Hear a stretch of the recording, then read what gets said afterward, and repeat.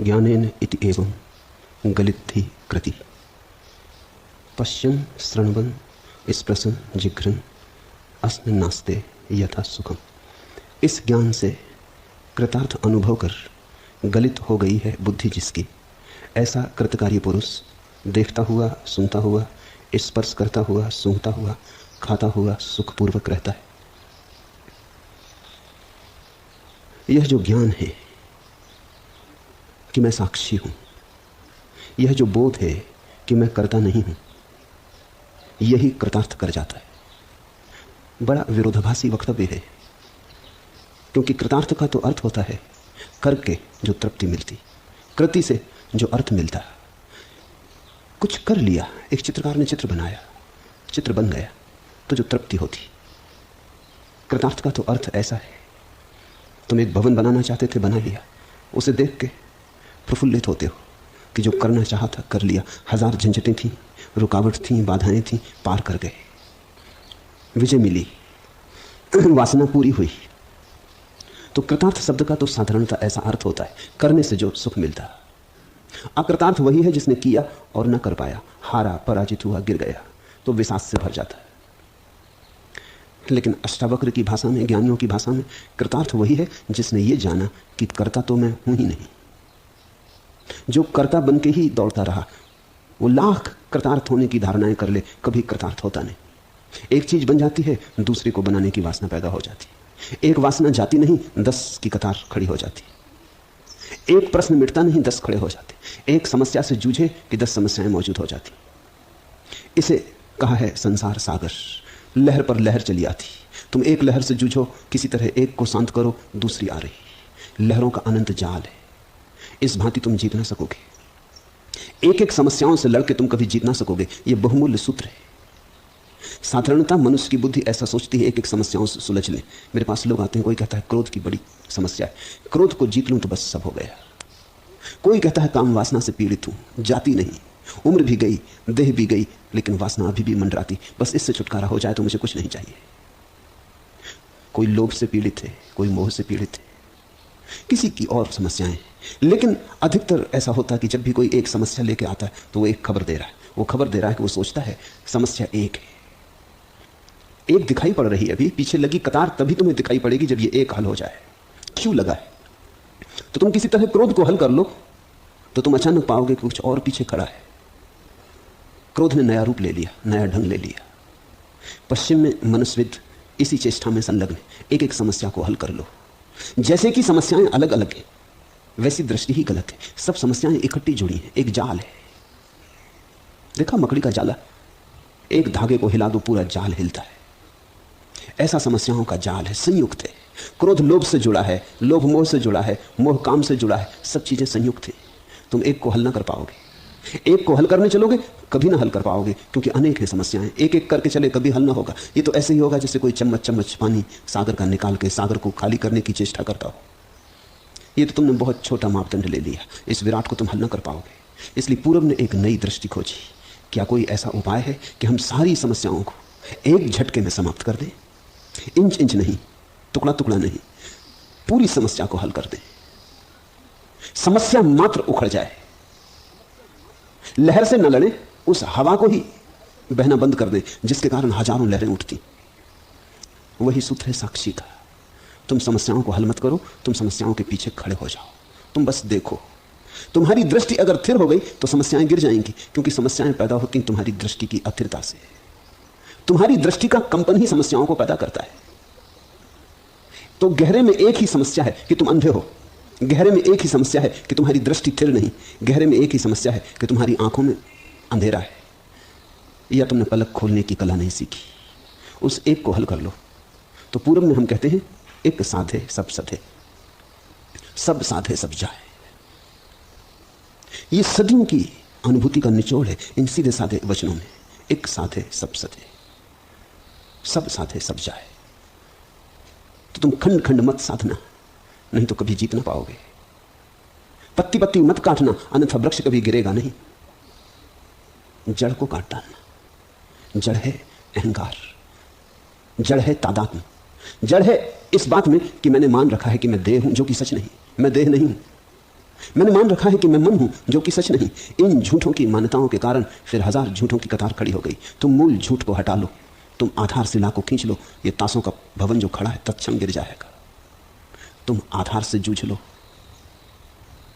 तुम अनेक से मत लड़ो। ये अनेक गुरियों के बीच पिरोया हुआ एक ही धागा है। तुम एक एक गुरिये से सिर मत मारो, तुम उस एक धागे को खींच लो, ये माला बिखर जाएगी, ये माला बचेगी नहीं।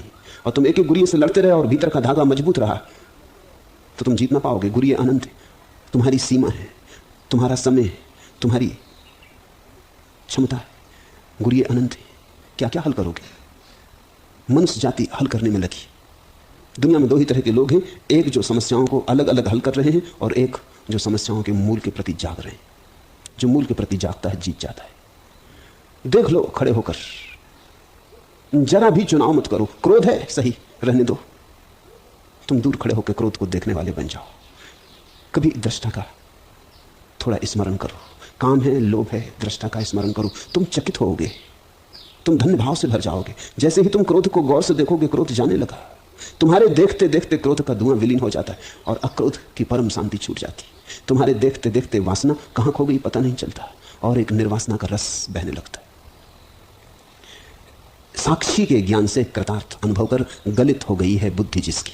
ये शब्द गलित धी बड़ा महत्वपूर्ण है। ये ध्यान की परिभाषा है, ये अनिर्वचनीय का निर्वचन है। जो नहीं कहा जा सकता है उसकी तरफ बड़ा गहरा संकेत है। गलित धी जिसकी बुद्धि गल गई। ध्यान यानी गलित धी जिसकी बुद्धि गल गई। बुद्धि क्या है? सोच विचार, ऊहापोह, प्रश्न उत्तर, चिंतन मनन, तर्क वितर्क, गणित भाग। बुद्धि का अर्थ है मैं हल कर लूंगा। बुद्धि गल गई का अर्थ है मेरे हल किए हल नहीं होता। सच तो यह है जितना मैं हल करना चाहता हूं उतना उलझता है। मेरे हल करने से हल तो होता ही नहीं, मेरे हल करने से ही उलझन बढ़ी जा रही। गलित धी का अर्थ है कि मैं अपने को हटा लेता हूं, मैं हल ना करूंगा, जो है जैसा है रहने दो, मैं बीच से हटा जाता हूं। और चमत्कार घटित होता है, तुम्हारे हटते ही सब हल हो जाता है, क्योंकि मौलिक रूप से तुम ही कारण हो उलझाओगे। कभी तुमने देखा कि जिस समस्या के साथ तुम जुड़ जाते हो वहीं हल मुश्किल हो जाता है। ऐसा समझो, किसी डॉक्टर की पत्नी बीमार है, ऑपरेशन करना है, बड़ा सर्जन है डॉक्टर, लेकिन अपनी पत्नी का ऑपरेशन न कर सकेगा। क्या अड़चन आ गई? न मालूम कितनी स्त्रियों का ऑपरेशन किया है, कभी हाथ ना कपे। अपनी पत्नी को टेबल पर लिटाते ही हाथ कपते, क्यों? अपनी है, जुड़ गया, एक तादात्म्य बन गया। ये स्त्री मेरी पत्नी है, कहीं मर न जाए, कहीं भूल चूक ना हो जाए, आखिर मैं आदमी ही हूं, बचा पाऊंगा ना बचा पाऊंगा। दूसरी स्त्रियों के ऑपरेशन किए थे तब ये सब बातें नहीं थी, तब वो शुद्ध सर्जन था, तब कोई तादात्म्य न था, तब बड़ी तटस्थता थी, तब वो सिर्फ अपना काम कर रहा था, कुछ लेना देना न था, बचेगी ना बचेगी, बच्चों का क्या होगा क्या नहीं होगा, ये सब कोई चिंता न थी। वो बाहर था, उसने अपने को जोड़ा नहीं था। इस पत्नी के साथ उसने अपने को जोड़ लिया, ये मेरी है, बस ये मेरे के भाव ने समस्या खड़ी करके। तो बड़े से बड़े सर्जन को भी अपने बच्चे या अपनी पत्नी का ऑपरेशन करना हो तो किसी और सर्जन को बुलाना पड़ता है, चाहे नंबर 2 सर्जन को बुलाना पड़े, उससे कम हैसियत का हो सर्जन, लेकिन खुद हट जाना पड़ता है, क्योंकि तादाद में जिस चीज से तुम जुड़ जाते हो वही समस्या खड़ी हो जाती, जिस चीज से तुम हट जाते हो वही समस्या हल हो जाती। इसे तुम अपने जीवन में पहचानना, परखना, जहां समस्या खड़ी हो वहां गौर से देखना। तुम जुड़ गए हो, जरा छिटको, जरा अलग हो। इस अलग हो जाने का नाम ही साक्षी है। और जुड़ के फिर तुम हल करना चाहते हो। आदमी की बड़ी सीमा है, जगत विराट है, समस्या बड़ी है, और हमारे पास बड़ी छोटी बुद्धि है ही क्या हमारे पास बुद्धि के नाम पर कुछ विचारों का संग्रह। इसी के आधार पर हम जीवन की इस महालीला को हल करने चले। ऐसा समझो कि एक चींटी आदमी के जीवन को समझना चाहे तो तुम हंसोगे, तुम कहोगे पागल हो जाएगी। ऐसा समझो कि एक चींटी गीता पर सरक रही और गीता को समझने की चेष्टा करना चाहे तो तुम हंसोगे, तुम कहोगे पागल हो जाएगी। लेकिन अपनी तो सोचो, हमारी हैसियत इस विराट विश्व पर चींटी से कुछ ज्यादा है। शायद चींटी तो गीता को समझ भी ले, क्योंकि गीता और चींटी में बहुत बड़ा अंतर नहीं है, अनुपात बहुत बड़ा भेद नहीं है, लेकिन हम में और विराट विश्व में तो अनंत भेद है। इतना विराट है ये विश्व और हम इतने छोटे हैं। हम इससे ही नापने चले, हम अपने छोटे छोटे विचारों को लेकर कल्पना कर रहे हैं कि जगत के रहस्य को हल कर लेंगे।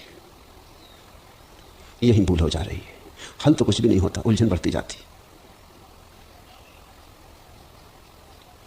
हमने जितना हल किया है उतनी उलझन बढ़ गई। एक तरफ से हल करते हैं, दूसरी तरफ से उलझन बढ़ जाती। पश्चिम में एक नया आंदोलन चलता है इकोलॉजी, कि प्रकृति को नष्ट मत करो, अब और नष्ट मत करो। हालांकि हमने कोशिश की थी हल करने की। हमने डीडीटी छिड़का, मच्छर मर जाएं। मच्छर ही नहीं मरते, मच्छरों के हटते ही वो जो जीवन की श्रृंखला है उसमें कुछ टूट जाता है। मच्छर किसी श्रृंखला के हिस्से थे, वे कुछ काम कर रहे थे। हमने जंगल काट डाले, सोचा कि जमीन चाहिए मकान बनाने, लेकिन जंगल ही काटने से जंगल ही नहीं कटते, वर्षा होनी बंद हो गई, क्योंकि वे वृक्ष बादलों को भी निमंत्रण देते थे, बुलाते थे। अब बादल नहीं आते क्योंकि वृक्ष ही न रहे जो पुकारे। उन वृक्षों की मौजूदगी के कारण ही बादल बरसते थे, अब बरसते भी नहीं, अब ऐसे गुजर जाते। हमने जंगल काट डाले, कभी हमने सोचा भी नहीं कि जंगल के वृक्षों से बादल का कुछ लेना देना होगा। ये तो बाद में पता चला जब हम जंगल साफ कर लिए। अब वृक्षारोपण करो, जिन्होंने वृक्ष कटवा दिए वही कहते हैं वृक्षारोपण करो, अब वृक्ष लगाओ, अन्यथा बादल ना आएंगे। हमने तो सोचा था अच्छा ही कर रहे हैं, जंगल कट जाए, बस्ती बच जाए। हमने आदमी की जीवन की अवधि को बढ़ा लिया, मृत्यु दर कम हो गई। अब हम कहते हैं बर्थ कंट्रोल करो। पहले हमने मृत्यु दर कम कर ली, अब हम मुश्किल में पड़े क्योंकि संख्या बढ़ गई। अब आदमी बढ़ते जाते हैं, पृथ्वी छोटी पड़ती जाती है। अब ऐसा लगता है अगर ये संख्या बढ़ती रही तो इस सदी के पूरे होते होते आदमी अपने हाथ से खत्म हो जाएगा। तो जिन्होंने दवाएं ईजाद की और जिन्होंने आदमी की उम्र बढ़ा दी, 25-30 साल की औसत उम्र को खींच के 80 साल तक पहुंचा दिया, इन्होंने हित किया अहित किया, बहुत कठिन है तय करना। क्योंकि अब बच्चों को हमें बच्चे पैदा ना हो इसकी फिक्र करनी पड़ रही। लाख उपाय करोगे तो भी झंझट मिटने वाली नहीं। अब अगर बच्चों को तुम रोक दोगे तो तुम्हें पता नहीं कि इसका परिणाम क्या होगा। मेरे देखे, अगर एक स्त्री को बच्चे पैदा ना हो तो उस स्त्री में कुछ मर जाएगा, उसकी मां कभी पैदा ना हो पाएगी, वो कठोर और क्रूर हो जाएगी, उसमें हिंसा भर जाएगी। बच्चे जुड़े जैसे वृक्ष बादल से जुड़े हैं, ऐसे बच्चे मां से जुड़े हैं और भी गहराई से जुड़े। फिर क्या परिणाम होंगे, मां को किस तरह की बीमारियां होंगी कहना मुश्किल, क्योंकि अब तक स्त्रियां अनेक बच्चे पैदा करती रही तो हमें पता नहीं। अब हम कहते हैं 2 या 3 बस। अब यह 2-3 बस कहने पर स्त्री पर क्या परिणाम होंगे इसका हमें कुछ पता नहीं। अभी हम कहते हैं कि संतति नीमन की टिकिया ले लो, ये टिकिया स्त्री के शरीर में क्या परिणाम लाएगी इसका भी हमें कुछ पता नहीं। कितनी स्त्रियां पागल होंगी, कितनी स्त्रियां कैंसर से ग्रस्त होंगी, क्या होगा कुछ भी नहीं कहा जा सकता, अभी हमें पता नहीं। इंग्लैंड में एक दवा ईजाद हुई जिससे कि स्त्रियों को बच्चे बिना दर्द के पैदा हो सकते, उसका खूब प्रयोग हुआ। लेकिन जितने बच्चे उस दवा को लेने से पैदा हुए सब अपंग, कुरूप, टेढ़े मेढ़े। मुकदमा चला अदालत में, लेकिन तब तक तो भूल हो गई थी, अनेक स्त्रियां ले चुकी थी। बिना दर्द के बच्चे पैदा हो गए, लेकिन बिना दर्द के बच्चे बिल्कुल बेकार पैदा हो गए, किसी काम के पैदा ना हुए। तब कुछ ख्याल में आया कि शायद स्त्री को जो प्रसव पीड़ा होती वो भी बच्चे के जीवन के लिए जरूरी। अगर एकदम आसानी से बच्चा पैदा हो जाए तो कुछ गड़बड़ हो जाती। शायद वो संघर्षण, वो स्त्री के शरीर से बाहर आने की चेष्टा और पीड़ा स्त्री को और बच्चे को शुभ प्रारंभ है। पीड़ा भी शुभ प्रारंभ हो सकता है। अगर फूल ही फूल रह जाएं जगत में और कांटे बिल्कुल न बचे तो लोग बिल्कुल दुर्बल हो जाएंगे, उनकी रीढ़ टूट जाएगी, बिना रीढ़ के हो जाएंगे। जीवन ऐसा जुड़ा है कि कहना मुश्किल है कि किस बात का क्या परिणाम होगा, कौन सी बात कहां ले जाएगी। मकड़ी का जाला एक तरफ से हिलाओ, सारा जाला हिलने लगता है। नहीं, आदमी बुद्धि से कहीं पहुंचा नहीं। बुद्धि के नाम से जिसको हम प्रगति कहते हैं वो हुई नहीं, वहम है, भ्रांति है। आदमी पहले से ज्यादा सुखी नहीं हुआ है, ज्यादा दुखी हो गया। आज भी जंगल में बसा आदिवासी तुमसे ज्यादा सुखी है। हालांकि तुम उसे देख के कहोगे बेचारा, झोपड़े में रहता है या वृक्ष के नीचे रहता है, ये कोई रहने का ढंग। भोजन भी दोनों जून ठीक से नहीं मिल पाता, ये भी कोई बात। कपड़े लत्ते भी नहीं, नंगा बैठा है। दरिद्र दीन दया के योग, सेवा करो, इसको शिक्षित करो, मकान बनवाओ, कपड़े दो, इसकी नग्नता हटाओ, इसकी भूख मिटाओ। तुम्हारी नग्नता और भूख मिट गई, तुम्हारे पास कपड़े हैं, तुम्हारे पास मकान है, लेकिन सुख बढ़ा, आनंद बढ़ा, तुम ज्यादा शांत हुए, तुम ज्यादा प्रफुल्लित हुए, तुम्हारे जीवन में नृत्य आया, तुम गा सकते हो, नाच सकते हो, या कि कुम्हला गया और सड़ गए। तो कौन सी चीज गति दे रही और कौन सी चीज सिर्फ गति का धोखा दे रही, कहना मुश्किल है। लेकिन पूरब के मनुष्यों का ये सारभूत निश्चय है, ये अत्यंत निश्चय किया हुआ दृष्टि कौन है, दर्शन है, कि जब तक बुद्धि से तुम चलोगे तब तक तुम कहीं ना कहीं उलझाव खड़ा करते रहोगे। गलित धी छोड़ो बुद्धि को, जो इस विराट को चलाता है, तुम उसके साथ सम्मिलित हो जाओ, तुम अलग थलग ना चलो। ये अलग थलग चलने की तुम्हारी चेष्टा तुम्हें दुख में ले जा रही। आदमी कुछ अलग नहीं है, जैसे पशु हैं, पक्षी हैं, पौधे हैं, चांतारे हैं, ऐसा ही आदमी है, इस विराट का अंग। लेकिन आदमी अपने को अंग नहीं मानता। आदमी कहता मेरे पास बुद्धि है। पशु पक्षियों के पास तो बुद्धि नहीं, ये तो बेचारे बेबस हैं, मेरे पास बुद्धि है, मैं बुद्धि का उपयोग करूंगा और मैं जीवन को ज्यादा आनंद की दिशा में ले चलूंगा। लेकिन कहां आदमी ले जा पाया। जितना आदमी सभ्य होता उतना ही दुखी होता चला जाता। जितनी शिक्षा बढ़ती उतनी पीड़ा बढ़ती चली जाती। जितनी जानकारी और बुद्धि का संग्रह होता उतना ही हम पाते हैं कि भीतर कुछ खाली और रिक्त होता चला जाता। गलित धी का अर्थ है इस धारणा को ही छोड़ दो कि हम अलग थलग हैं। हम इकट्ठे हैं, सब जुड़ा है, हम संयुक्त हैं। इस संयुक्तता में लीन हो जाओ तो गलित धी। तो तुमने बुद्धि को जाने दिया। यही ध्यान है। बुद्धि के साथ चलना तनाव पैदा करना है, बुद्धि को छोड़ के चलने लगना विश्राम में हो जाना है। इस ज्ञान से कृतार्थ अनुभव कर गलित हो गई है बुद्धि जिसकी, ऐसा कृतकारी पुरुष देखता हुआ, सुनता हुआ, स्पर्श करता हुआ, सूंघता हुआ, खाता हुआ सुखपूर्वक रहता है। अष्टावक्र कहते हैं फिर उसे न कुछ छोड़ना है न कुछ पकड़ना है। जो मिल जाता है स्वीकार है, जो नहीं मिलता तो नहीं मिलना स्वीकार है। जो होता है वो होने देता है, उसका जीवन सहज हो जाता है। इस सूत्र को ख्याल में लेना। तुम जिनको साधु कहते हो उनको साधु कहना नहीं चाहिए, क्योंकि उनका जीवन सहज नहीं। तुम्हारा जीवन असहज है, उनका जीवन भी असहज है। तुम्हारा जीवन एक दिशा में असहज है, उनका जीवन दूसरी दिशा में। तुम ज्यादा खा लेते हो, वो उपवास कर लेते हैं, मगर दोनों में कोई भी सहज नहीं। तुम जब टेबल पर बैठे हो भोजन करने तो तुम भूल ही जाते हो कि शरीर अब कह रहा है कृपा करो, रुको, अब ज्यादा हुआ जाता है, अब स्थान और नहीं है पेट में, अब मत लो, अब तो पानी पीने को भी जगह ना रही। लेकिन तुम खाए चले जा रहे हो, सुनते ही नहीं, असहज हो। फिर तुमसे विपरीत तुम्हारा साधु है। साधु तुमसे विपरीत कई नाम है।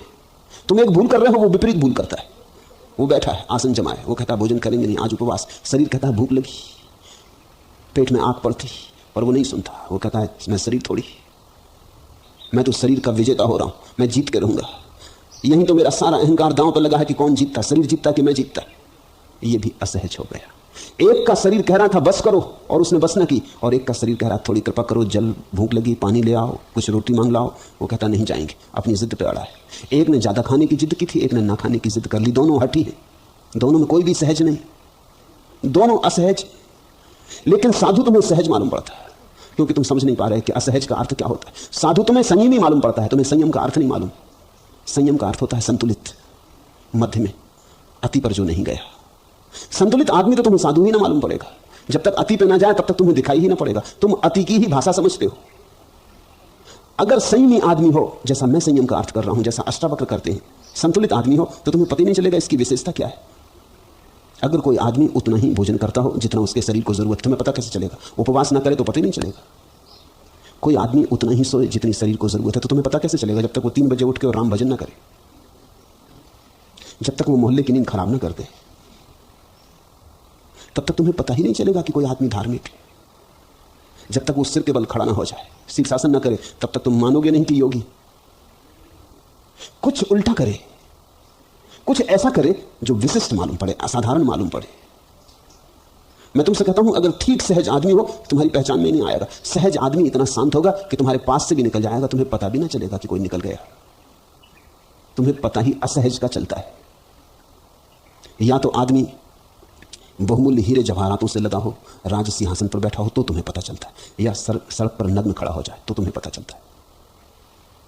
नग्न खड़ा हो जाए तो भी पता चलता है, क्योंकि ये भी विशिष्ट हो गया। सिंहासन पर हो तो भी पता चल जाता है, क्योंकि ये भी विशिष्ट है।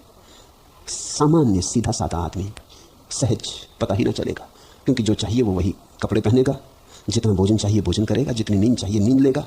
उसके जीवन में इतना संयम और संतुलन होगा कि वो तुम्हें चुभेगा नहीं, किसी भी कारण से चुभेगा नहीं। तुम्हें उसका बोध ही ना होगा, तुम्हें उसका स्मरण ही ना आएगा। और मैं तुमसे कहता हूं, जिस दिन तुम ऐसे हो जाओ कि किसी को तुम्हारा पता ना चले, कब आए कब गए पता ना चले, कैसे आए कैसे गए पता ना चले, तभी जानना कि तुम सहज हुए। सहज यानी साधु। अष्टावक्र कहते हैं, ऐसा कृतकारी हुआ पुरुष देखता हुआ, सुनता हुआ, स्पर्श करता हुआ, सूंघता हुआ, खाता हुआ सुखपूर्वक रहता है। न तो उपवास के पीछे पड़ता, न त्याग के पीछे पड़ता, न शीर्षासन लगा के खड़ा होता, न शरीर पर कोड़े मारता। ईसाई फकीर हुए हैं जो रोज सुबह उठ के कोड़े मारते थे। कौन फकीर कितने कोड़े मारता उतना ही बड़ा फकीर समझा जाता था। उनके घाव कभी मिटते ही न थे, क्योंकि रोज कोड़े मारेंगे सुबह तो घाव भरेंगे कैसे? उनसे लहू बहता ही रहता था। और भक्त आके देखते कि किसने कितने मारे। जिसने 100 मारे वो उससे बड़ा है जिसने 90 कोड़े मारे। तुम भी अपने साधुओं की जांच कैसे करते हो? किसी ने 10 दिन का उपवास किया, किसी ने 30 दिन किया। क्या 30 दिन करने वाला बड़ा? उसने 30 कोड़े मारे, किसी ने 10 कोड़े मारे। तुमने कभी यह भी सोचा कि जो लोग इन साधुओं को कोड़े मारते हुए देखने जाते थे, ये बीमार है, रुग्ण है, एक तरह की विक्षिप्तता है, और ये दुष्ट है, और ये कारणभूत है। क्योंकि जब साधु कोड़े मार रहे हैं और भीड़ देखने आई और भीड़ उसकी प्रशंसा करती, जो ज्यादा कोड़े मार लेता, तो स्वभाव था जो 10 मार सकता था वो भी 12 मार लेगा, 2 कोड़े तुम्हारे कारण मार लेगा, और प्रतियोगिता पैदा हो जाएगी कि कौन ज्यादा मारता है। वहां भी अहंकार का संघर्ष शुरू हो जाएगा। तुमको भी समझ में आ जाए, क्योंकि हिंदुस्तान में कोड़े मारने वालों का संप्रदाय नहीं है, तो तुम भी मान लोगे कि ये बात ठीक है, ये लोग कुछ दुखवादी हैं जो देखने जाते। लेकिन तुम जब कोई मुनि, जैन मुनि उपवास करता है और तुम चरण स्पर्श करने जाते, तो तुम क्या करने जाते हो? ये भी कोड़ा मारना है। शायद कोड़े मारने से भी ज्यादा खतरनाक है, क्योंकि कोड़ा तो ऊपर मारा जाता है चमड़ी के, ये उपवास भीतर गहरे में कोड़ा मारना है। तुम कहते हो हमारे महाराज ने 3 महीने का उपवास किया। तुम्हारे महाराज ने कितने दिन का उपवास किया? जिसके महाराज जरा पीछे पड़ गए वो जरा दीन हो जाते हैं। मैं एक दिगंबर घर में बहुत दिन तक रहा, एक दिगंबर जैन के परिवार में। तो मेरे पास कभी कभी श्वेतांबर साधु साधियां मिलने आते, तो वो दिगंबर परिवार उनको नमस्कार भी नहीं करता था। मैंने पूछा मामला क्या, ये लोग जैन साधु? उन्होंने कहा ये भी कोई साधु? साधु होते हमारे नग्न रहते, ये कोई साधु? कपड़े पहने जैसे हम पहने ऐसे ये पहने, फर्क क्या है? साधु देखना हो तो हमारे देखो जो नग्न रहते, धूप हो ताप हो नग्न रहते, ये कोई साधु? इनको क्या नमस्कार करना? ये तो ग्रस्त ही है। श्वेतांबर साधु की दिगंबर जैन के मन में कोई प्रतिष्ठा नहीं। हो भी कैसे? क्योंकि सब दुखवादी हैं और सब देख रहे हैं कौन कितना दुख झेल रहा है, उतना ही, और जांच रख रहे हैं कि कहीं कोई किसी तरह से बच तो नहीं रहा है। आंख गड़ाए बैठे कि दुष्टों की जमात है, और ये दुष्ट जिसको भी जितना सताने में सफल हो जाते उसकी उतनी प्रशंसा करते स्वभाव था। ये प्रशंसा सौदा है। तुम किसका आदर करते हो? कांटे पे कोई साधु लेटा है, तुम आदर करते हो। अगर कोई साधारण दरी बिछा के बिछौना करके लेटा है, तुम कहोगे आदर की बात ही क्या है, ऐसे तो हम भी लेटते। मामला ऐसा है कि तुम्हारा अपने प्रति भी कोई आदर नहीं है, क्योंकि तुम जब तक कांटों पर न लेटोगे आदर करोगे कैसे? तुम्हारा आदर ही विक्षिप्त है। रूस में ईसाइयों का एक संप्रदाय था जो अपनी जन्नेंद्रियां काट लेता था, उसका आदर था। उसके मानने वाले दूसरों के साधु को 2 कौड़ी का समझते थे कि तुम्हारा साधु किस मतलब का, पक्का क्या कि ये ब्रह्मचारी है, कहीं धोखा दे रहा हो। साधु तो हमारा पक्का है, क्योंकि उसके ब्रह्मचर्य में धोखा देने का कोई कारण ही नहीं। ये किस तरह के रुग्ण लोगों की जमात है। इसमें तुम असहज की पूजा करते हो और सहज का तुम्हें पता ही नहीं चलता। किसी ने पूछा है कि अष्टावक्र ने इतना महत्वपूर्ण ग्रंथ जगत को दिया, लेकिन उनका संप्रदाय क्यों नहीं बना? अष्टावक्र का संप्रदाय तभी बन सकता है जब जगत में स्वस्थ लोग होंगे। अस्वस्थ लोगों में अष्टावक्र का संप्रदाय बन नहीं सकता, क्योंकि अष्टावक्र कहते हैं खाओ पियो सूंघो स्पर्श करो, जो सहज है वैसे जियो, न यहां असहज न वहां असहज, साक्षी भर रहो। तुम कहोगे साक्षी, इसमें तो बड़ा धोखा है, क्या पता ये आदमी साक्षी हो या ना हो, मजे से खा रहा है, सो रहा है, बैठ रहा है, कहता हम साक्षी, इसका पक्का क्या? ऐसे तो कुछ पता चलता नहीं। साक्षी तो भीतर है, बाहर कैसे पता चले? तुम्हें बाहर प्रमाण चाहिए कि कोई आदमी साधु हुआ कि नहीं, और प्रमाण क्या है? तुम जो कर रहे हो उससे विपरीत करे तो प्रमाण है। तुम पागल हो, वो तुमसे विपरीत दिशा में पागल हो जाए तो प्रमाण है। इस सूत्र का एक और अर्थ भी हो सकता है, इससे भी ज्यादा गहरा। कृतार्थो अनेन ज्ञानेन इति एवं गलद्धि कृति। मैं अद्वैत आत्मज्ञान द्वारा कृतार्थ हुआ हूं, ऐसी बुद्धि भी जिस ज्ञानी को उत्पन्न नहीं होती, वही कृतकारी हुआ, वही कृतार्थ हुआ। फिर वह देखता हुआ देखता, सुनता हुआ सुनता, स्पर्श करता सूंघता खाता हुआ सुखपूर्वक रहता। इस वचन का यह अर्थ भी हो सकता है कि जिसको यह भाव भी नहीं उठता अब कि मैं ज्ञान को उपलब्ध हो गया हूं, जिसकी ऐसी बुद्धि भी गलत हो गई। कृतार्थो अनेन ज्ञानेन इति एवं गलद्धि कृति। ऐसी बुद्धि भी नहीं रही अब भीतर की मैं ज्ञान को उपलब्ध हो गया हूं, क्योंकि जिसको ऐसी बुद्धि हो भीतर की मैं ज्ञान को उपलब्ध हो गया, अभी द्वंद्व और द्वैत के बाहर नहीं गया, अभी अज्ञानी और ज्ञानी में फर्क बना। अभी वो कहेगा तुम ज्ञान को उपलब्ध नहीं हुए, मैं ज्ञान को उपलब्ध हो गया, तो अभी मैं मिटा नहीं, मैंने नया रूप ले लिया। कल कहता था तुम गरीब हो मैं अमीर हूं, तुम गैर पढ़े लिखे मैं पढ़ा लिखा, तुम कुरूप मैं सुंदर, तुम कमजोर मैं सबल। अब कहता है मैं ज्ञानी आत्मज्ञानी तुम अज्ञानी, मगर फर्क बना हुआ है, मैं तू का फर्क मौजूद है। इसलिए दूसरा अर्थ और भी गहरा है। पहला ठीक, दूसरा बहुत बहुत ठीक। ऐसी बुद्धि भी अब पैदा नहीं होती। उपनिषद कहते हैं जो कहे मैंने जान लिया, जानना अभी जाना नहीं, क्योंकि ज्ञानी यह भी घोषणा नहीं करेगा कि मैंने जान लिया। यह घोषणा भी अस्मितापूर्ण है। ज्ञानी तो इतना भी नहीं कहेगा कि पा लिया, क्योंकि फिर भेद खड़ा हो गया। जिन्होंने नहीं पाया उनसे हम ऊपर हो गए, फिर हमने खड़ी कर ली पुरानी धारणा। अब दूसरे नीचे रह गए, अब हम ऊपर हो गए। पहले धन के कारण ऊपर थे, अब आत्मज्ञान के कारण ऊपर हो गए। लेकिन अहंकार नए खेल रचाने लगा, नई लीला करने लगा। मैं अद्वैत आत्मज्ञान द्वारा कृतार्थ हुआ हूं, ऐसी बुद्धि भी जिस ज्ञानी को उत्पन्न नहीं होती, जिसमें बुद्धि ही उत्पन्न नहीं होती, जिसमें विचार ही उत्पन्न नहीं होता, वही कृतार्थ हुआ है। जो अवक्तव्य है, जो इस तरह की कोई घोषणा नहीं करता। बुद्ध से लोग जाके पूछते हैं ईश्वर है, बुद्ध चुप रह जाते। बुद्ध से किसी ने एक दिन सुबह आके पूछा आपको ज्ञान हुआ, बुद्ध चुप रह गए। उस आदमी ने कहा आप साफ साफ कह दें, हुआ हो तो हाँ कह दें, न हुआ हो तो ना कह दें, उलझन में क्यों डालते। बुद्ध फिर भी चुप रहे। वो आदमी चला गया, वो यही सोच के गया कि हुआ नहीं है तो कहने की हिम्मत नहीं है। उसने बुद्ध के शिष्यों को कहा कि अभी कुछ हुआ नहीं ज्ञान इत्यादि, क्योंकि मैं पूछ के आ रहा हूं, अगर हुआ होता तो कहते कि हुआ है। शिष्य हंसने लगे, उन्होंने कहा तुम पागल हो, हुआ है इसलिए चुप रह गए, कहने को क्या है। और तब एक बड़ा उपद्रव संसार में खड़ा होता है। तुम उन्हीं की सुनते हो जो दावेदार है, जो जितने जोर से दावा करता है उसकी ही तुम मान लेते हो। और परम ज्ञान की अवस्था में कोई दावा नहीं है, कोई दावा नहीं। परम ज्ञानी के पास तो तुम तभी टिक पाओगे जब तुम गैर दावेदार को समझने में सफल और कुशल हो जाओगे। परम ज्ञानी के पास तो तुम तभी टिक पाओगे जब ज्ञानी तुमसे कहे कि मैं अज्ञानी हूं, और तो भी तुम समझने में सफल रहो। ज्ञानी तुमसे कभी ना कहे कि मैं जानता हूं, तो भी तुम उसकी सन्निधि के लिए आतुर रहो, तो ही तुम किसी ज्ञानी का सत्संग पा पाओगे। अन्यथा तुम किसी धोखेधड़ी में पड़ जाओगे, किसी दावेदार की उलझन में आ जाओगे। दावेदार बहुत हैं, जिनकी उपलब्धि है वो बहुत थोड़ी है। और तुम्हारे पास एक ही उपाय है जानने का, कौन जोर से चिल्ला रहा, कौन पीट रहा टेबल को जोर से। जो जितने जोर से चिल्लाता तुम कहते हो जरूर, अगर हुआ ना होता तो इतने जोर से कैसे चिल्लाता। जिसको हो जाता है वो चिल्लाता ही नहीं, निवेदन करता है, दावा नहीं करता। उसके प्राणों में प्रार्थना होती, आग्रह नहीं होता। इसलिए मैं निरंतर कहता हूं कि सत्याग्रह शब्द अच्छा नहीं है, सत्य का कोई आग्रह होता ही नहीं। सब आग्रह असत्य के होते।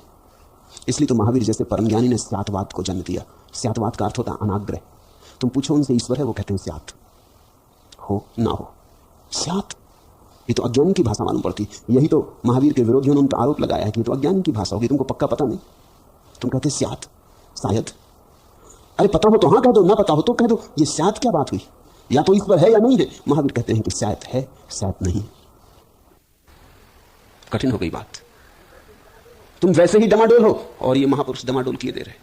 तुम वैसे ही अनिश्चित थे, अब ये और महा अनिश्चय की घोषणा हो गई। तुम इस आशा में आए थे कि महावीर के पास निश्चय हो जाएगा, पकड़ लेंगे किसी धारणा को, घर लौटेंगे संपत्ति लेकर। ये और मुश्किल में डाले दे रहे हैं। थोड़े बहुत मजबूती से आए थे, वो भी डमाडोल कर दिया। ये कहते हैं शायद आत्मा है, ये कहते हैं शायद है, शायद नहीं। महावीर का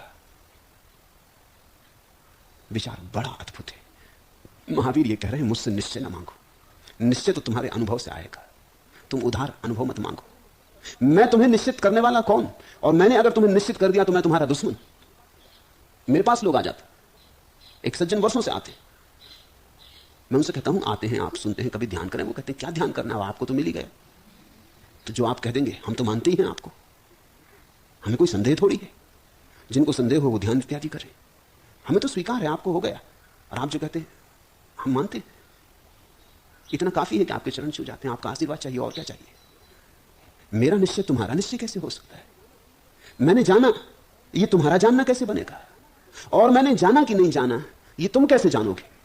मेरा दावा ही कुल भरोसे का कारण हो सकता है, लेकिन दावा सत्य का कोई होता ही नहीं। लेकिन तुम सत्य को खोजना नहीं चाहते, तुम मुफ्त चाहते हो, तुम श्रम नहीं उठाना चाहते। तुम कहते हो कोई कह दे तो झंझट मिटे, कोई पक्का कह दे, प्रमाण दे दे, तो हम इस खोजबीन के उलझाव से बच जाएं। ये पहाड़ी रास्ते और ये दूर की यात्रा, और ये हमसे हो नहीं सकता। आप होके आ गए हैं, आप बता दें कि मानसरोवर कैसा है, सुंदर है, ठीक है, हमें आप पे श्रद्धा है, हम श्रद्धालु। ये जगत श्रद्धालुओं से भरा हुआ है। इन झूठे श्रद्धालुओं के कारण जगत में धर्म नहीं है। कोई हिंदू बन के बैठ गया, कोई मुसलमान, कोई जैन, कोई बौद्ध, कोई ईसाई, सब श्रद्धालु बने बैठे। मंदिर, मस्जिद, गिरजाघर सब झूठों से भरे।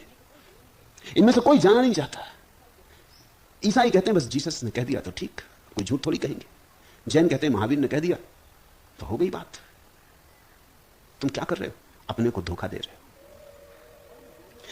परम ज्ञानी का तो कोई दावा नहीं है परम ज्ञानी का तो आमंत्रण है, आग्रह नहीं है, अनाग्रह। परम ज्ञानी तो कहता है देखो मुझे, आओ मेरे पास, चखो मुझे, स्वाद लो मेरा और यात्रा को तत्पर हो जाओ।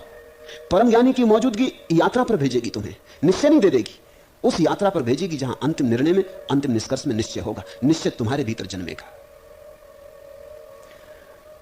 कृतार्थ हो अनेन, वही हुआ कृतार्थ।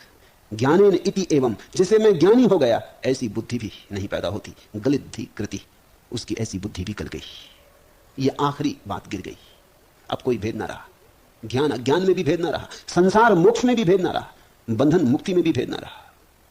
सब भेद गिर गए, अभेद उपलब्ध हुआ। अभेद में कैसा विचार? विचार में हमेशा भेद आ जाता है। जहां विचार आया दीवार उठी, जहां विचार आया रेखा खींची, भेद शुरू हुआ। निर्विचार में तो कोई भेद नहीं। जिसका संसार सागर क्षीण हो गया है, ऐसे पुरुष में न तृष्णा है न विरक्ति है। उसकी दृष्टि शून्य हो गई है, चेष्टा व्यर्थ हो गई और उसकी इंद्रियां विकल हो गई। शून्या दृष्टिर्व्यर्था चेष्टा विकलानी इंद्रियाणी चा, न स्पृहा न विरक्तर्वा क्षीण संसार सागरे। दृष्टि शून्य, उस परम दशा में दृष्टि शून्य हो जाती है। तुम्हारी आंखें बहुत भरी हुई, हजार हजार विचारों से भरी हुई। तुम कुछ भी निर्विचार नहीं देखते, खाली आंख से नहीं देखते। तुम जब भी देखते हो पक्षपात से देखते हो, निष्पक्ष नहीं देखते। तुम कुछ भी देखने जाते हो, देखने के पहले ही कोई निर्णय करके जाते हो। यहां मेरे पास तुम सुनने आए, कोई निर्णय करके आ जाता है ये आदमी बुरा है, कोई निर्णय करके आ जाता है कि आदमी अच्छा है। आए बिना, आने के पहले निर्णय कैसे किया, अच्छे का या बुरा? कोई निर्णय करके ना आते तो ही निर्णय हो सकता था। तुम निर्णय करके पहले ही आ गए, अब निर्णय बहुत मुश्किल हो गया। अब बहुत संभावना यह है कि तुम अपने ही निर्णय को पक्का करके लौट जाओगे। जो आदमी तय करके आ गया कि यह आदमी भला है, वो उतनी उतनी बातें चुन लेगा जिससे उसका निर्णय मजबूत होता है, वो चुनाव कर लेगा। जो आदमी तय करके आ गया आदमी बुरा है, वो भी निर्णय करके जाएगा कि पक्का है, ठीक सोच के आए थे, आदमी बुरा है। वो अपने हिसाब से निर्णय कर लेगा, वो अपनी बातें चुन लेगा अपने पक्ष में, जो उसके पक्ष को मजबूत करे वो चुन लेगा। और दोनों ये सोच के जाएंगे वो मेरे पास होके गए, वो आई ही नहीं, उनका पक्षपात आने कैसे देगा? पक्षपात बीच में खड़ा था, वो मुझे देख ही ना पाए। पक्षपात ने सब रंग दिया, उनकी आंख पे चश्मा था। तुम्हारी हालत करीब करीब ऐसी है कि चश्मा ही चश्मा है, आंख तो है ही नहीं। चश्मे पे चश्मे हैं और आंख भीतर है ही नहीं, क्योंकि आंख तो शून्य की ही होती है। दृष्टि शून्य बड़ी अपूर्व बात है। आंख तो होती ही तब है जब शून्य होती, जिस पे कोई राग रंग नहीं होता, जिस पे कोई पक्ष नहीं होता, कोई धारणा नहीं होती, कोई सिद्धांत, कोई शास्त्र, कुछ भी नहीं होता। एक ईसाई वृद्धा ने मुझे आके कहा कि आपके वचन सुन के मैं बहुत प्रसन्न हुई, आपने ईसाइयत में मेरी श्रद्धा को मजबूत कर दिया। आपने जो कहा वही तो जीसस ने कहा है।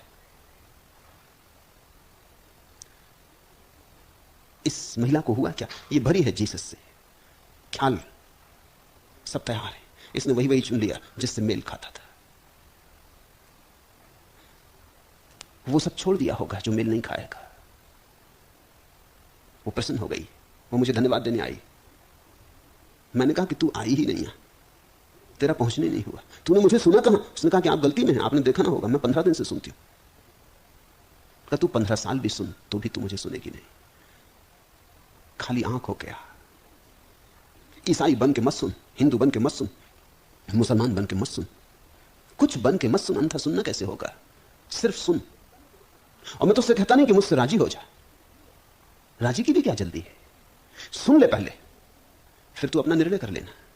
लेकिन सुन तो ले, सुनने के पहले ही निर्णय कर लिया तो बहुत मुश्किल हो जाएगा। मुल्ला नसरुद्दीन गांव का काजी हो गया था। पहला ही मुकदमा आया, उसने एक पक्ष को सुना, उसने कहा कि बिल्कुल ठीक है। क्लर्क ने कहा कि महानुभाव ये तो अभी एक ही पक्ष है, अभी आप दूसरा तो सुने। उसने कहा कि दूसरा सुन लूंगा तो बड़ा डमाडोल हो जाएगा चित्त, फिर निर्णय करना मुश्किल हो जाएगा, अभी आसानी है, अभी कर लेने दो। उस क्लर्क ने कहा ये अन्याय हो जाएगा, आपको पता नहीं अदालत के नियम का। तो उन्होंने कहा अच्छा ठीक है, दूसरे को सुन लिया, दूसरे से भी बोला कि बिल्कुल ठीक है। उसके क्लर्क ने कहा कि आप होश में हैं, इतनी जल्दी ना करें, दोनों ठीक कैसे हो सकते? उसने कहा भाई तू भी बिल्कुल ठीक है। इस झंझट में हमें पढ़ना ही नहीं था। आदमी जल्दी निर्णय करने में लगा है, जल्दी हो जाए निर्णय। तुम ईसाई घर में पैदा हुए, हिंदू घर में पैदा हुए, तुमने एक ही पक्ष सुना है। इस संसार में 300 धर्म है और तुमने निर्णय कर लिया, तुम हिंदू बन गए, तुम जैन बन गए और तुमने एक ही पक्ष सुना है और यहां 300 पक्ष थे। इतनी जल्दी? नहीं घबराए हुए हो तुम कि कहीं 300 पक्ष सुन के ऐसा ना हो कि निर्णय करना मुश्किल हो जाए। जल्दी कर लो। छोटा बच्चा पैदा नहीं होता कि माँ बाप उस पर संस्कार डालने शुरू कर देते। खतना करो, अभी बच्चे की जान में जान नहीं, मुसलमान बनाने लगे, उसका खतना कर दो। शुरुआत की उन्होंने उपद्रव की कि मुंडन संस्कार कर दो, कि जनेऊ पहना दो। आ गया ब्राह्मण, पंडित, पुरोहित, पूजा पाठ सब शुरू हो गया। अभी इस बच्चे को बोध भी नहीं है, अभी इसकी आंख भी ठीक से नहीं खुली है, अभी इसे कुछ पता भी नहीं है, मगर तुम ढालने लगे। इसके पहले कि इसका बोध जगे तुम इसको बना डालोगे, तुम इसको संस्कारित कर दोगे, तो इस पर बोध कभी जगेगा ही नहीं। इस दुनिया में इतना उपद्रव इसीलिए कि यहां बोध नहीं है, बोध जगने का मौका नहीं है। माँ बाप बड़े उत्सुक हैं, बड़े जल्दी में सारे धर्म गुरु सिखाते रहते हैं कि धर्म की शिक्षा दो, धर्म की शिक्षा होनी चाहिए। धर्म की कभी शिक्षा नहीं होनी चाहिए, ध्यान की शिक्षा होनी चाहिए, धर्म की नहीं। ध्यान सिखा दो, लोगों को शांत होना सिखा दो, लोगों को निर्विचार होना सिखा दो, फिर उनका निर्विचार उन्हें जहां ले जाए वही उनका धर्म होगा। फिर उनका निर्विचार जहां ले जाए। और मैं तुमसे कहता हूं, निर्विचार कभी किसी को हिंदू नहीं बनाएगा और मुसलमान नहीं बनाएगा। निर्विचार व्यक्ति को धार्मिक बनाएगा। दुनिया में धर्म हो सकता है अगर बच्चों के मन हम पहले से ही विकृत न करें, जहर न डालें। लेकिन हम बड़ी जल्दी में होते हैं, बड़े घबराए होते हैं कि इसके पहले कि कहीं कोई और बात मन में घुस जाए, अपनी बात घुसा दो। इस जगत में जो बड़े से बड़े अनाचार हुए हैं मनुष्य जाति पर, उनमें सबसे बड़ा अनाचार है बच्चों के ऊपर। अबोध, असहाय तुम्हारे हाथ में पड़ गए। तुम जो चाहो खतना करो, चोटी रखवाओ, चोटी कटवाओ, जनेऊ पहनाओ, जो चाहो करो। बच्चा कुछ भी तो नहीं कह सकता, अभी कुछ पता ही नहीं उसे कि क्या हो रहा है। अभी हाँ ना कहने का उपाय भी नहीं। और इसके पहले कि वो हाँ ना कहे, तुम वर्षों तक इतना दीक्षित कर दोगे उसे कि हाँ ना कहना मुश्किल हो जाएगा। गलत धी का अर्थ होता है ये जो संस्कार तुम्हें दूसरों ने दिए हैं, इन सब का त्याग। शून्य दृष्टि, तब तुम शून्य दृष्टि हो जाते हो। चेष्टा, व्यथा, व्रता। और जो साक्षी हो गया उसे दिखाई पड़ता है कि चेष्टा करने की कोई जरूरत नहीं, जो होना है अपने से हो रहा है। नदी चेष्टा थोड़ी कर रही सागर जाने की, जा रही जरूर मगर चेष्टा नहीं कर रही। वृक्ष बड़े होने की चेष्टा थोड़ी कर रहे, बड़े हो रहे जरूर। बादल बरसने की चेष्टा थोड़ी कर रहे, बरस रहे जरूर। चांद तारे घूमने की चेष्टा थोड़ी कर रहे हैं, घूम रहे जरूर। घूमने की चेष्टा हो तो किसी दिन सूरज सुबह देर से उठे कि हो गया बहुत, आज आराम करेंगे। सारी दुनिया में छुट्टी होती, रविवार सूरज का दिन है, रविवार सारी दुनिया छुट्टी मना रही मगर सूरज को छुट्टी नहीं। कहते कि आज रविवार है, आज नहीं आते, आज आराम करेंगे। फिर कभी तो थक जाए अगर चेष्टा हो, कभी तो विश्राम करना पड़े। नहीं, चेष्टा है ही नहीं। थकान कैसी, छुट्टी कैसी, अवकाश कैसा? कोई कुछ कर थोड़ी रहा है, सब हो रहा है। जिसकी दृष्टि शून्य हो जाती, जिसकी बुद्धि गल जाती, वो अचानक जाग के देखता है मैं नाहक की पागल बना, क्या क्या करने की योजनाएं कर रहा था, क्या क्या बनाने की योजनाएं कर रहा था, सब अपने से हो रहा है। मैं व्यर्थ ही बोझित होता था, कर्ता बन के नाहक तनाव और चिंता ले ली थी, विक्षिप्त हुआ जा रहा था।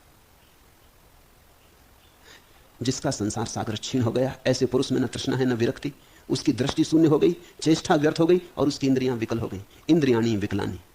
अभी जो ऊर्जा है हमारी जीवन की ऊर्जा, वो सारी की सारी इंद्रियों के साथ जुड़ी है। जैसे ही व्यक्ति शांत होता, शून्य होता, साक्षी बनता, ऊर्जा इंद्रियों से मुक्त होकर ऊपर की तरफ उठनी शुरू होती। इंद्रियां ऊर्जा को नीचे की तरफ लाने के उपाय। जिसके भीतर ऊर्जा ऊपर नहीं उठ रही है, उसके लिए प्रकृति ने उपाय दिया है कि ऊर्जा इकट्ठी ना हो जाए, नहीं तो तुम फूट जाओगे, तो ऊर्जा नीचे से निकल जाए।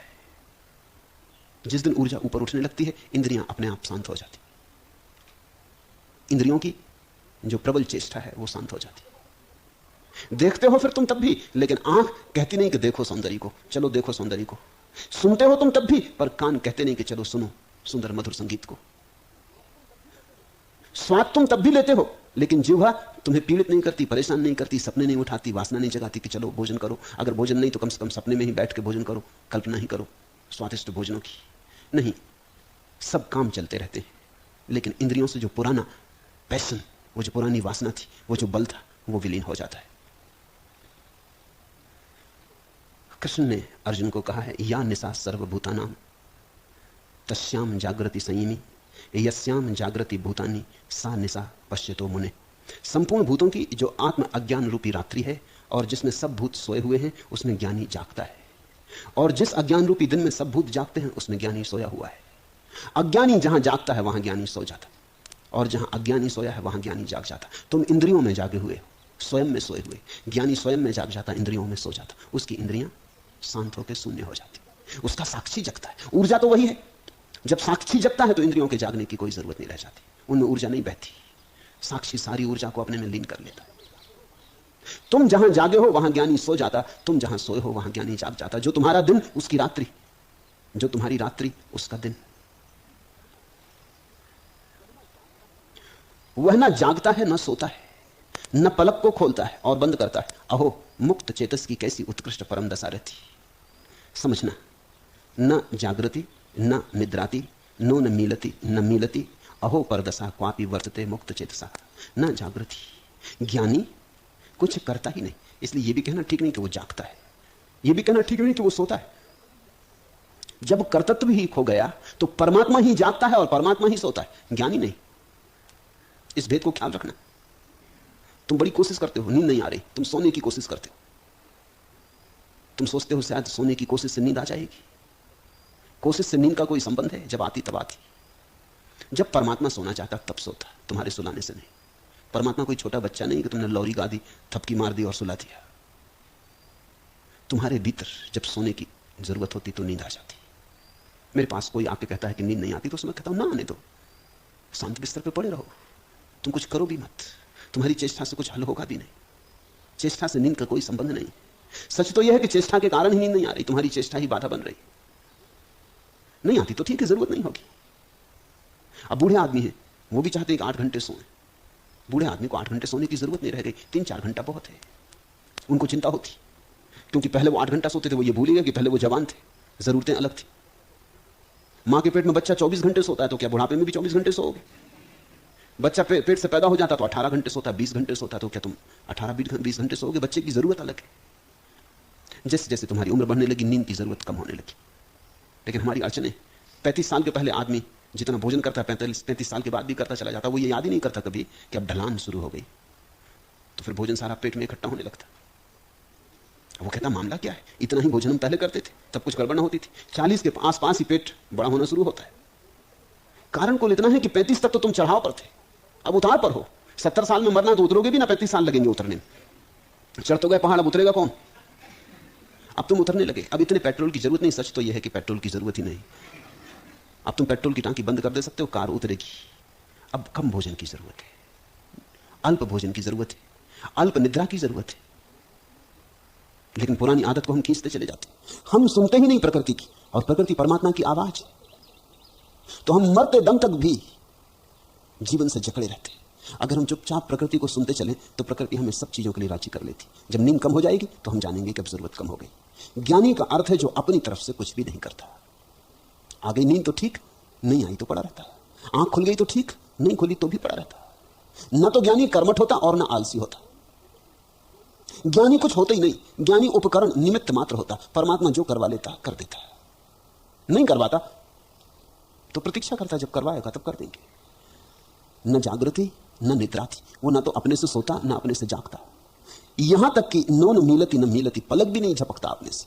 झपकी तुमने भी कभी नहीं है, ख्याल ही तुमको है कि तुम झपक रहे हो। अभी कोई जोर से हाथ तुम्हारे पास ले आएगा, पलक झपक जाएगी। अगर तुम सोच विचार करोगे तो दिक्कत हो जाएगी, तब तक तो आंख मुश्किल में पड़ जाएगी। पलक तो अपने से झपकती, प्राकृतिक है। वैज्ञानिक कहते हैं रिफ्लेक्स एक्शन, अपने से हो रहा है, तुम कर नहीं रहे हो।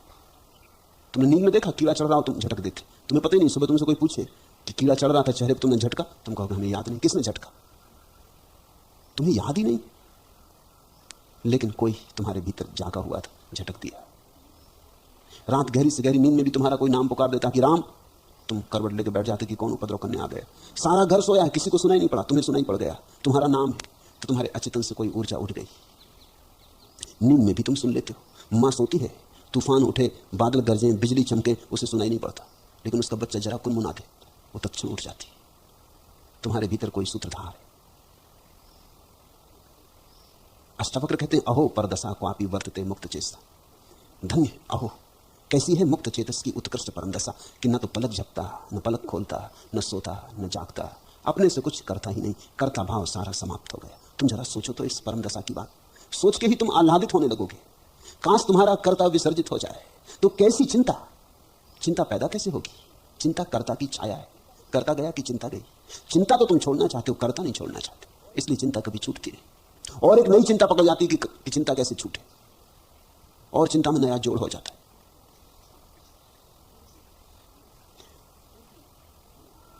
पूर्वी मनोविज्ञान मनुष्य की चेतना के 4 दशाएं मानता है। पहली दशा है जागृति, जिसको हम जागृति कहते हैं। जागृति में अहंकार होता, कर्ता का भाव होता, मैं की बड़ी पकड़ होती। दूसरी अवस्था को स्वप्न कहता है। स्वप्न में अहंकार क्षीण हो जाता। रोज तुम जब रात सो जाते, सपने में तुम्हारा अहंकार क्षीण हो जाता। ब्राह्मण ब्राह्मण नहीं रह जाता, शूद्र शूद्र नहीं रह जाता। राष्ट्रपति को पता नहीं रहता राष्ट्रपति हूं, चपरासी को पता नहीं रहता कि चपरासी। अस्मिता क्षीण हो जाती, बिल्कुल समाप्त नहीं हो जाती, कुछ कुछ झलक मारती रहती, धूमिल हो जाती। अहंकार तो नहीं रहता, लेकिन अहंकार का प्रतिबिंब रह जाता। यह स्वप्न दूसरी दशा है। तीसरी दशा है सुसुप्ति, जब स्वप्न भी खो गए, कुछ भी ना बचा, तब अहंकार का अभाव हो जाता। तब तुम्हें पता ही नहीं रहता कि मैं हूं। कर्ता का भी अभाव हो जाता है, तुम करने वाले नहीं रह जाते। श्वास चलती है, भोजन पचता है, खून बहता है, तुम कुछ करने वाले नहीं रह जाते, तुम कुछ नहीं करते। सुसुप्ति में मैं की छाया भी नहीं रह जाती, जैसी सपने में थी। जागृति में मैं बहुत मजबूत था, सपने में छाया थी, सुसुप्ति में छाया भी खो गई। एक अंधकार फैल जाता। सुसुप्ति एक नकारात्मक दशा, नेगेटिव, कुछ भी नहीं होता, जैसे तुम नहीं रहे ऐसा हो जाता। फिर चौथी दशा है परम दशा, अहो दशा, उसका नाम है तुरी।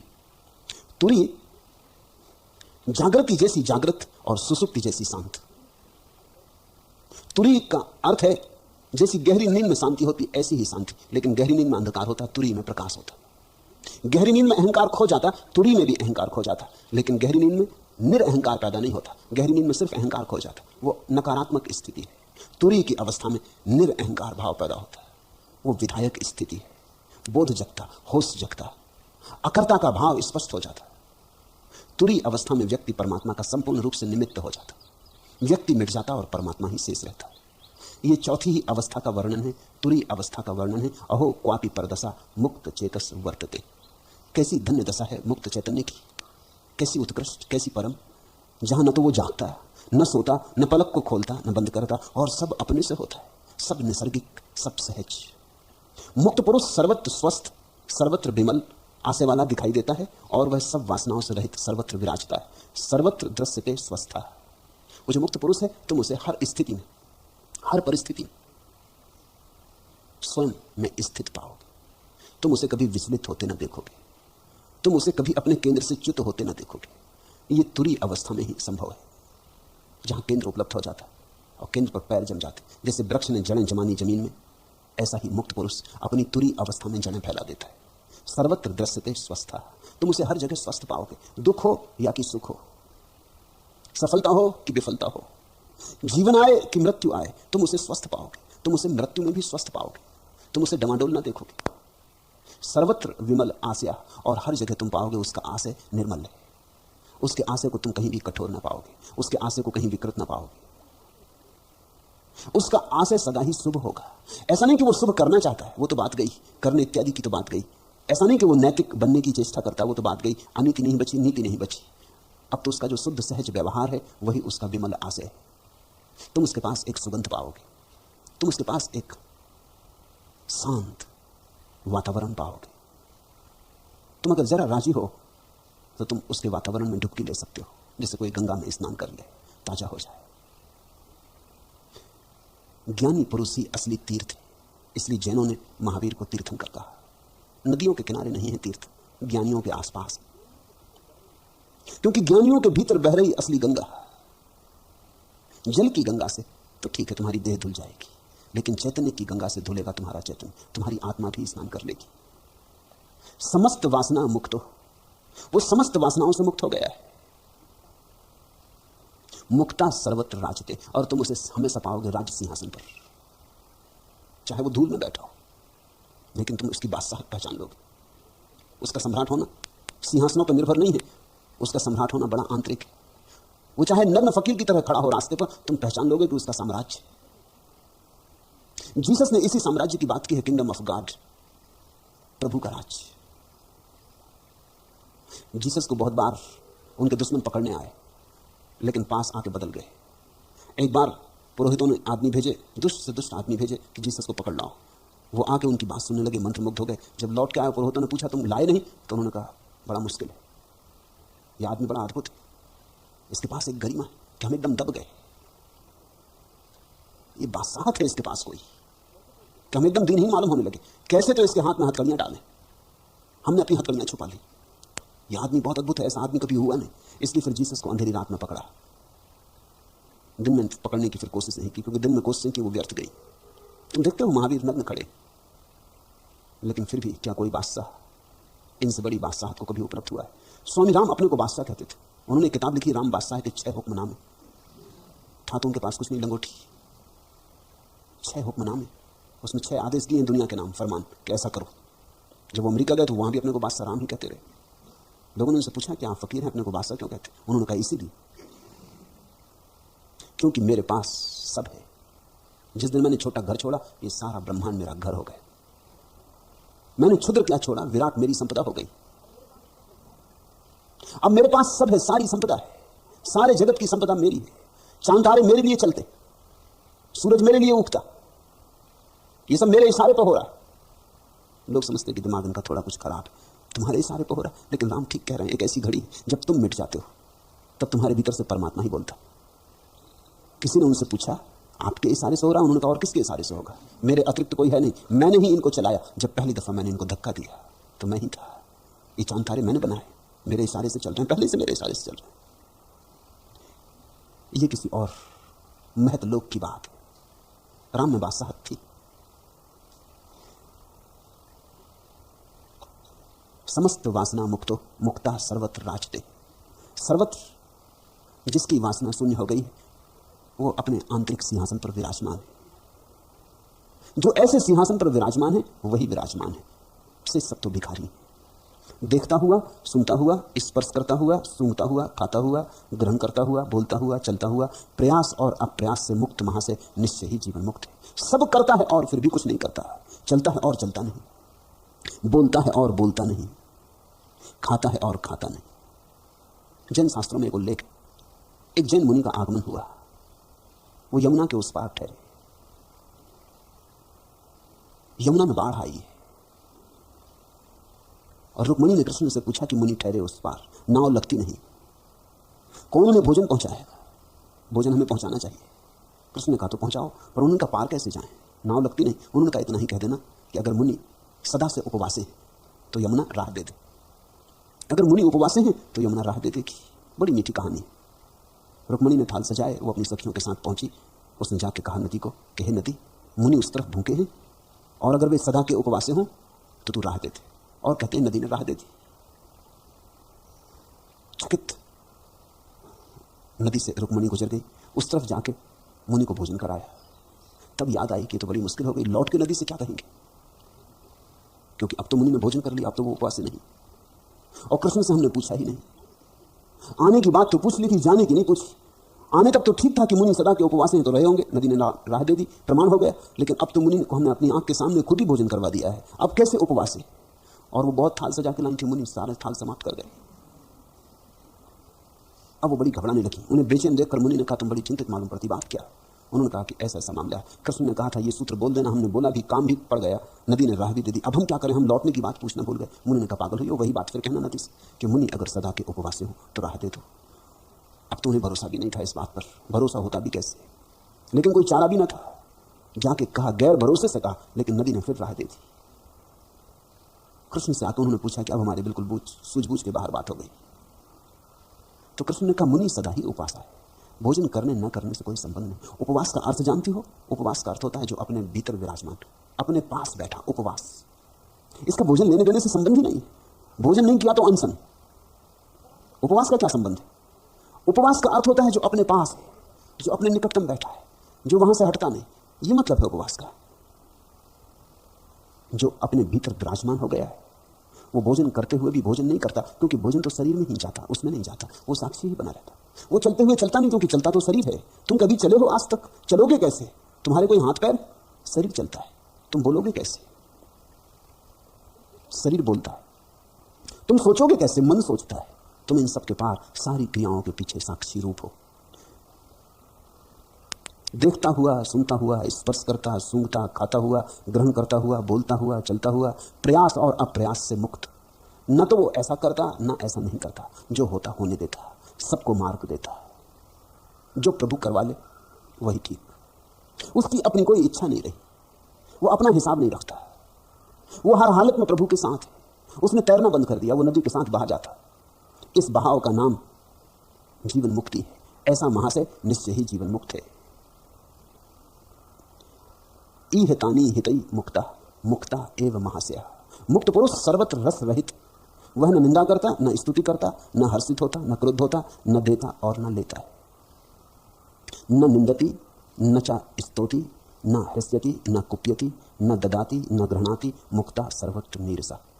इसे समझना, नीरस से कुछ गलत अर्थ मत ले लेना।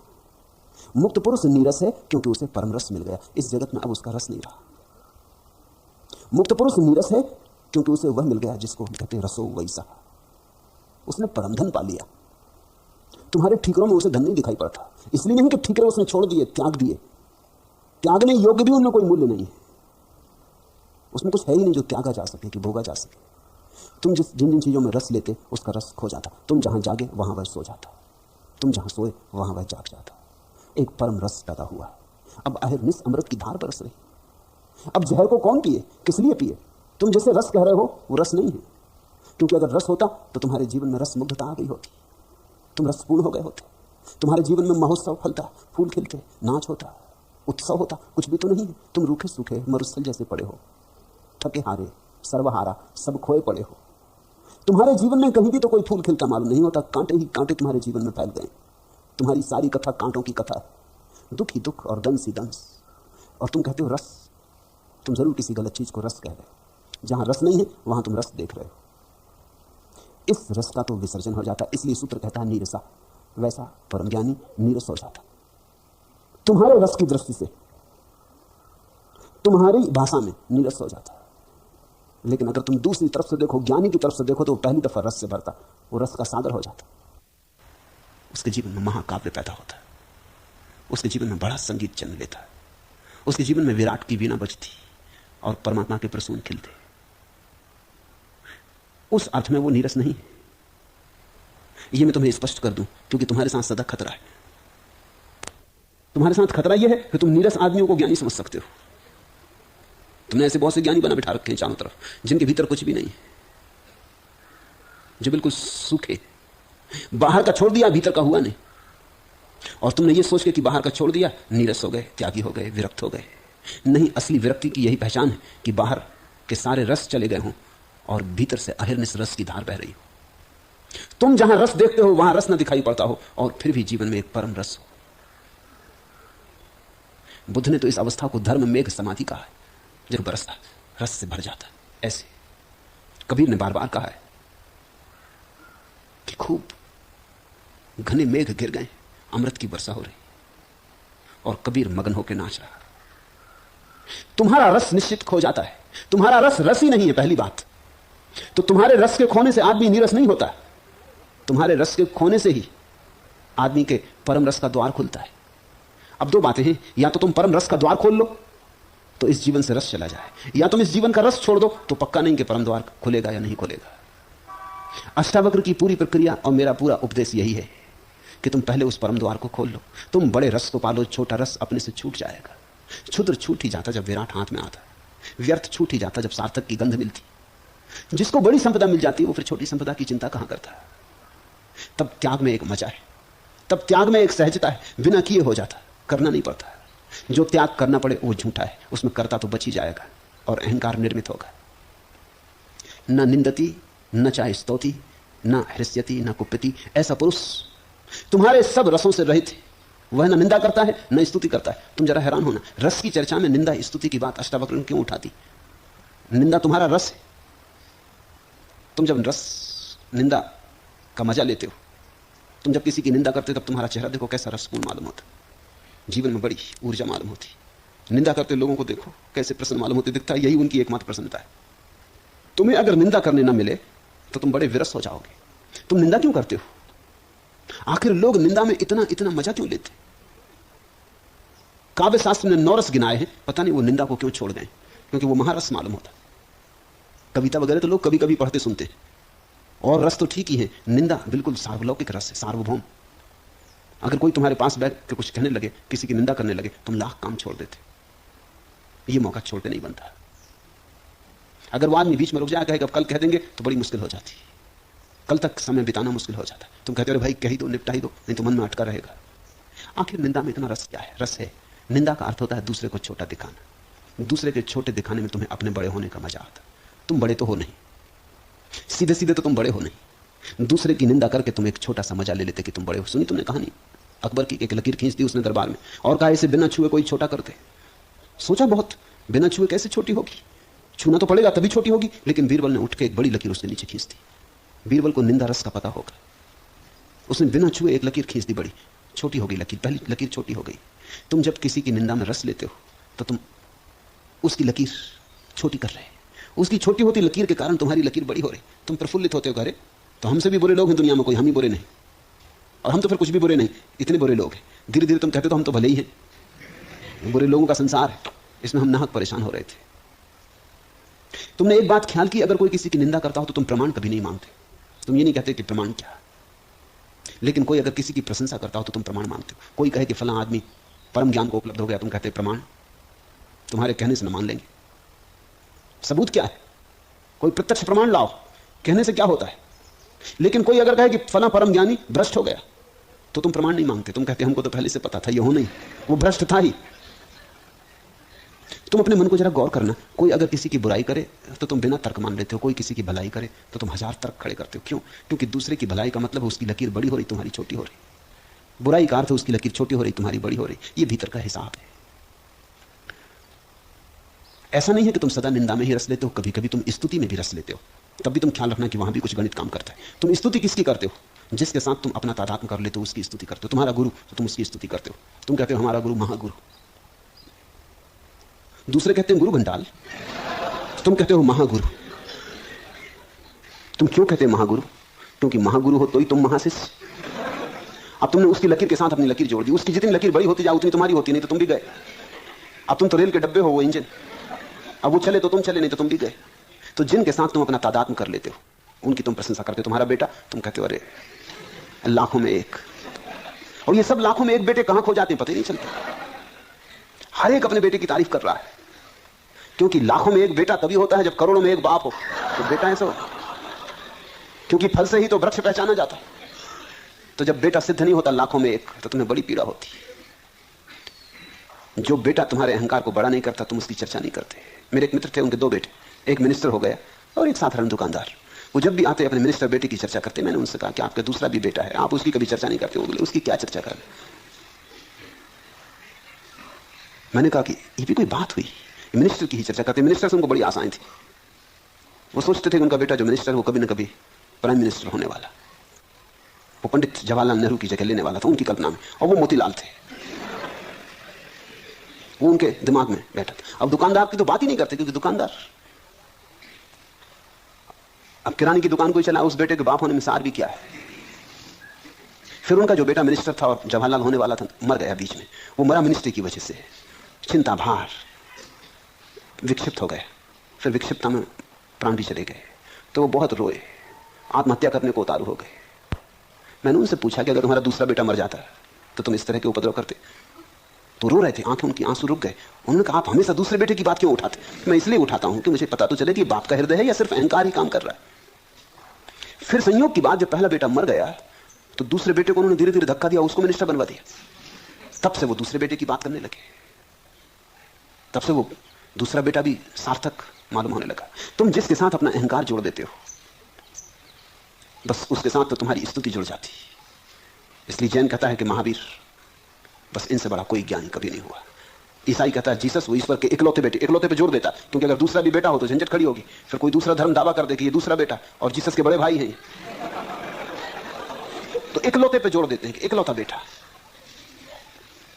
तो दूसरे का उपाय ही नहीं छोड़ते। मुसलमान कहते हैं मोहम्मद आखिरी पैगंबर, इनके बाद अब कोई नहीं।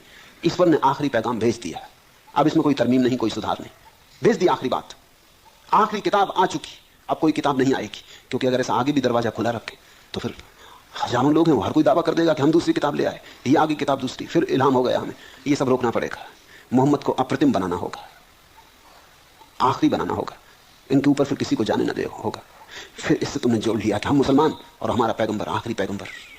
हिंदुओं से पूछो, वो कहते हैं कि वेद परमात्मा की किताब, और कोई किताब परमात्मा की नहीं। और वेद परमात्मा का पहला इल्हाम। एक आज समाजी मुझसे मिलने आए, वो कहने लगे कि आप बाइबल की इतनी प्रशंसा करते और जीसस की इतनी प्रशंसा करते, लेकिन आप हमारी बात पर ध्यान दें, परमात्मा ने सबसे पहले तो वेद उतारा, तो वेद सबसे ज्यादा प्राचीन है। और परमात्मा कुछ गलती थोड़ी करता है, जो एक दफे भेज दिया भेज दिया, फिर उसमें सुधार की कोई जरूरत नहीं, फिर सारे धर्म तो बाद में आए। तो ये सब आदमियों की ईजाद है, परमात्मा तो कोई भी भूल कर ही नहीं सकता। ऐसा थोड़ी कि एक भेजा फिर 10-50 साल बाद उसने सोचा कि अरे इसमें कुछ भूल हो गई, फिर दूसरा भेजें, फिर तीसरा भेजें। तो वो कहने लगे कि हमारी किताब सबसे पहले आई। वो सबूत है इस बात का कि फिर बाकी किताबें सब आदमियों की हैं। उनकी दलील, वेद से अपने को जोड़ लिया, सनातन धर्म, सबसे पुराना धर्म, सबसे प्राचीन, परमात्मा की पहली किताब। ईसाई कहते हैं कि समय के साथ रोज, जीवन के साथ रोज बदलाहट होती। मुसलमान कहते हैं समय के साथ बदलाहट होती। तो पुरानी किताब तो सड़ चुकी, वो जिनके लिए भेजी थी वो भी अब नहीं, वो बात गई, वो तो पहली क्लास की किताब थी। अब मनुष्यता पहुंच गई विश्वविद्यालय में, तो वही काखागा पढ़ते रहोगे। सबकी अपनी दलीलें, अपनी को श्रेष्ठतम सिद्ध करने की दलीलें हैं, लेकिन पीछे बहुत गहरे में यह भाव छिपा है कि हम श्रेष्ठतम से जुड़े तो हम श्रेष्ठतम हो गए। स्तुति में भी तुम रस लेते हो, ध्यान रखना, ना निंदा में रस लेना ना स्तुति में रस लेना, दोनों रुग्ण रस है, बीमार है। दोनों को तुम छोड़ दो तो तुम्हारा अहंकार बेसहारा हो जाए, धीरे धीरे तुम्हारे अहंकार की लकीर पूरी की पूरी विलुप्त हो जाएगी। और जब अहंकार खो जाता है तो जो शेष रह जाता है वही पाने योग्य है। फिर न तो कुछ देने को है न कुछ लेने को है, जो है न ददाती न ग्रहणाती, मुक्ता सर्वत्र निरसा। फिर न तो मुक्त पुरुष को कुछ लेना है किसी से, न किसी को कुछ देना है। सब उसका है और कुछ भी उसका नहीं है। सब उसे मिला है और किसी की उसे आकांक्षा नहीं है। वो समस्त के साथ एक हो गया, सर्व के साथ एक हो गया, सर्व रस में लीन हो गया, इसलिए नीरस है। इन सूत्रों पर ध्यान करना, और इन सूत्रों को सिर्फ सिद्धांत की तरह मत समझना, ये तुम्हारे जीवन के लिए स्पष्ट निर्देश है। इनका जरा उपयोग करोगे तो तुम्हारा अनगढ़ पत्थर गढ़ा जाने लगेगा, तुम्हारे अनगढ़ पत्थर में तुम्हारी प्रतिमा उकरने लगेगी, धीरे धीरे रूप प्रकट होगा। प्रत्येक व्यक्ति अपने भीतर परमात्मा को छिपाए बैठा। थोड़े निखार की जरूरत है, थोड़े स्नान की जरूरत है। धूल बह जाए, गलित दी विचार गिर जाए।